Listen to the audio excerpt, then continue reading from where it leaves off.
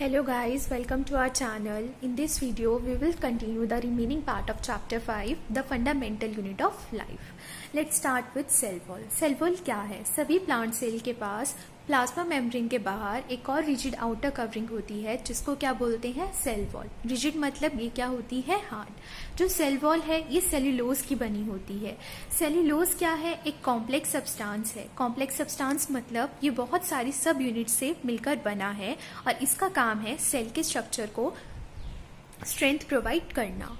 हमने last video में पढ़ा था कि जब हम सेल को किसी भी हाइपरटोनिक सॉल्यूशन में रखते हैं, हाइपरटोनिक सॉल्यूशन का मतलब जब सेल की जो वाटर कंसेंट्रेशन है वो उसके एक्सटर्नल इन्वायरमेंट की वाटर कंसेंट्रेशन से ज़्यादा होती है, तो इस वजह से जो वाटर है वो सेल से बाहर मूव कर जाता है।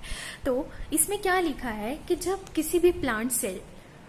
कोई भी प्लांट सेल वाटर लूज करता है ऑस्मोसिस की वजह से, तो उस टाइम पर क्या होता है कि जो सारे सेल के कंटेंट्स हैं वो मूव कर जाते हैं सेल वॉल से। इस फिनोमिना को क्या बोलते हैं? प्लाज्मोलिसिस। इस डायग्राम में हम देख सकते हैं कि जब हमने सेल को हाइपरटोनिक सॉल्यूशन में रखा था तो उस टाइम पे जो वाटर है वो सेल के अंदर से मूव कर गया और जो सारा सेल का कंटेंट है वो सेल वॉल से दूर हो गया और वैक्यूल का साइज छोटा हो गया। अब इस एक्टिविटी में क्या लिखा है कि हम क्या करेंगे, रोयो लीफ होती है एक, उसकी पील को एक्सट्रैक्ट करेंगे और उसके जो सेल्स हैं उनको हाई पावर में ऑब्जर्व करेंगे माइक्रोस्कोप के अंडर। अब हम क्या देखेंगे कि जो लीफ पील है उसके अंदर क्या है, कुछ ग्रीन कलर के ग्रेन्यूल्स हैं जिसको क्या बोलते हैं? क्लोरोप्लास्ट। और इन क्लोरोप्लास्ट में एक ग्रीन कलर का पिगमेंट होता है जिसको क्या बोलते हैं? क्लोरोफिल। और क्लोरोफिल जो है वो फोटोसिंथेसिस में मदद करता है। फोटोसिंथेसिस का मतलब क्या है? ये वो प्रोसेस है जिसमें प्लांट्स अपना खाना खुद प्रिपेयर करते हैं।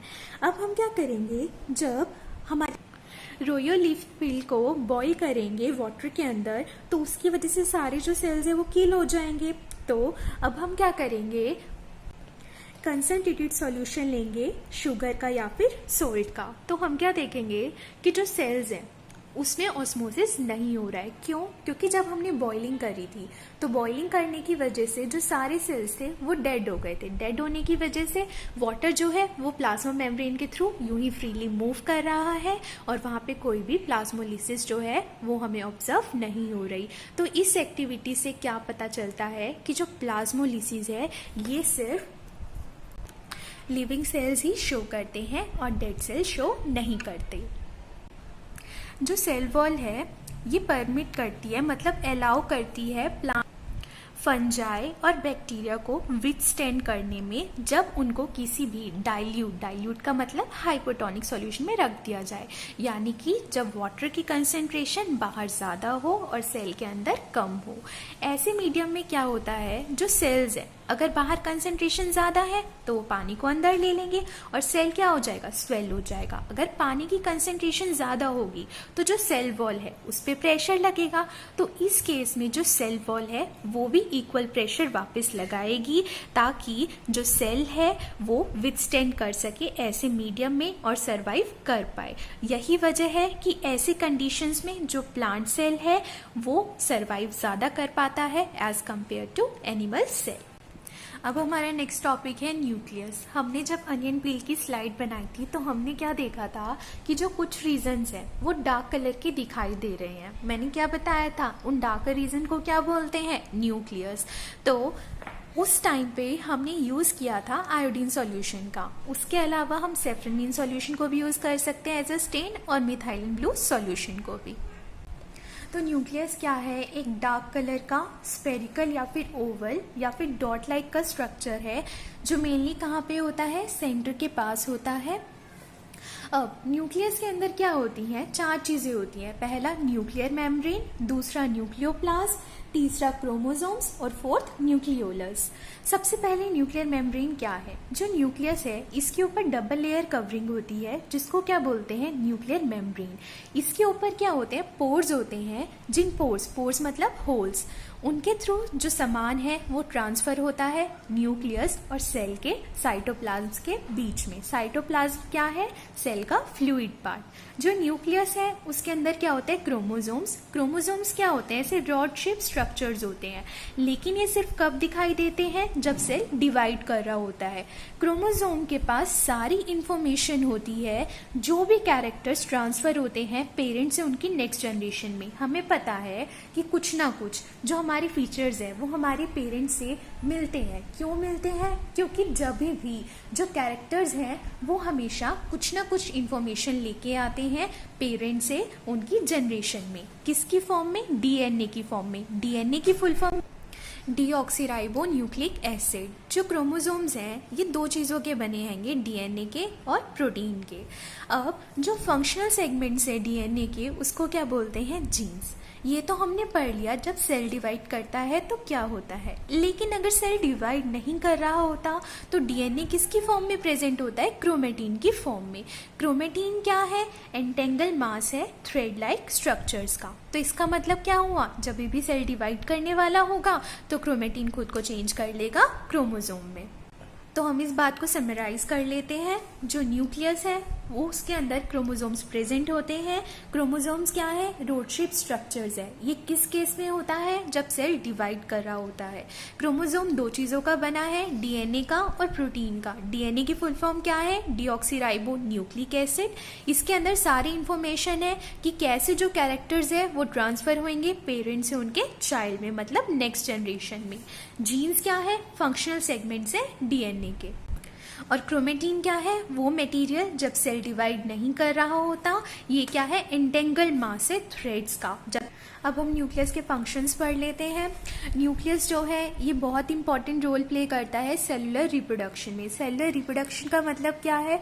वो प्रोसेस जब एक सेल डिवाइड हो जाता है और दो नए सेल्स बना देता है। सेल डिवीजन के बारे में हम इस चैप्टर में लास्ट टॉपिक पढ़ेंगे डिटेल में। न्यूक्लियस का एक और फंक्शन है कि ये कैसे ये चीज़ डिसाइड करता है कि कैसे जो एक सेल है वो मैच्योर होगा, मतलब उसको क्या एक्टिविटीज़ परफॉर्म करनी है और वो किस चीज़ में डेवलप होगा, कैसे डेवलप होगा।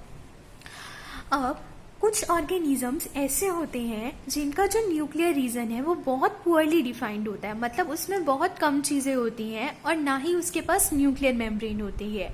ऐसे अनडिफाइंड न्यूक्लियर रीजन को जिसमें सिर्फ न्यूक्लिक एसिड्स होते हैं, मतलब आरएनए या फिर डीएनए, उसको हम क्या बोलते हैं? न्यूक्लियोइड। और ऐसे ऑर्गेनिजम्स जिनके न्यूक्लियस के पास न्यूक्लियर मेम्ब्रेन नहीं होती उनको क्या बोलते हैं? प्रोकैरियोट्स। प्रो का मतलब क्या है? प्रिमिटिव, मतलब बहुत सिंपल।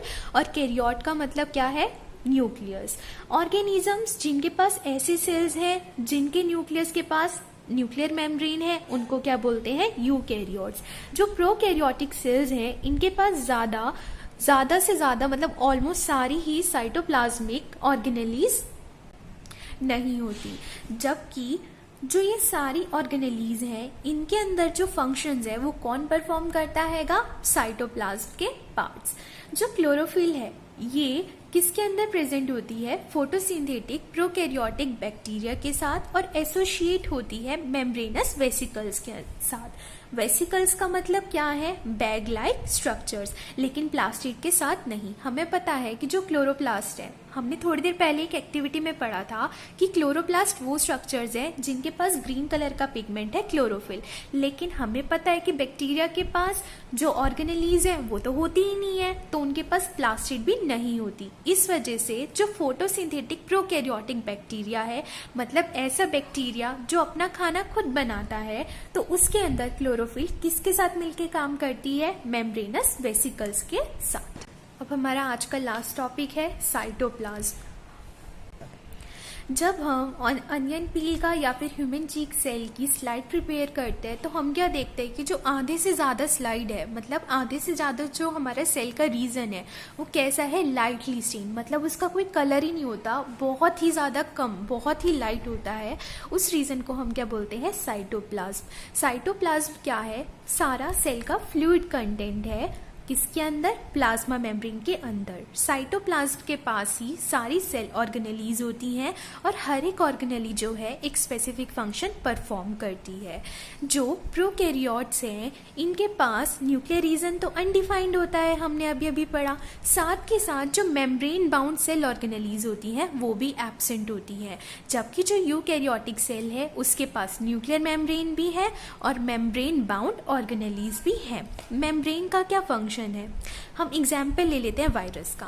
हमें पता है कि जो वायरस है उनके पास कोई मेम्ब्रेन नहीं होती, तो ये खुद की कोई लाइफ शो करते ही नहीं है। अगर सेल किसी भी लिविंग बॉडी के बाहर है तो इसका मतलब वो नॉन लिविंग है, लेकिन जैसे ही सेल किसी भी लिविंग ऑर्गेनिज्म की बॉडी के अंदर एंटर करा तो वो उसकी ही सेल मशीनरी को यूज करता है अपने मल्टीप्लिकेशन के लिए, और सेल कुछ भी कोई काम नहीं कर पाता खुद।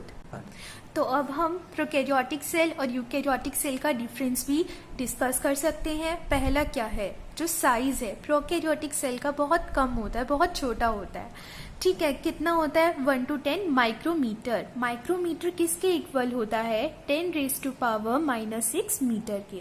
और यूकैरियोटिक सेल का साइज लार्ज होता है, 5 to 100 माइक्रोमीटर। सेकंड क्या है? Nuclear region. प्रोकैरियोटिक सेल का कैसा होता है? अनडिफाइंड, और इसको क्या बोलते हैं? न्यूक्लियोइड। जबकि जो यूकैरियोटिक सेल है इसका न्यूक्लियर रीजन वेल डिफाइंड होता है, उसके ऊपर न्यूक्लियर मेम्ब्रेन भी होती है। प्रोकैरियोटिक सेल के पास सिर्फ एक ही क्रोमोसोम होता है, यूकैरियोटिक सेल के पास मोर देन 1 क्रोमोसोम होते हैं। एंड लास्ट पॉइंट, जो मेम्ब्रेन बाउंड सेल ऑर्गेनेलीज हैं जैसे कि प्लास्टिड है, वो प्रोकैरियोटिक सेल के पास एब्सेंट होती है और यूकैरियोटिक सेल के पास प्रेजेंट होती है। Thank you everyone. If you like this video